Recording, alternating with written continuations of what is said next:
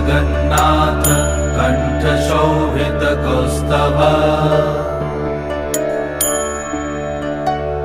Padmanabha Vedgarbh चन्द्रसूर्य विलकना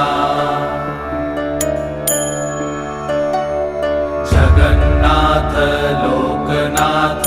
नीलाद्रीश परहरि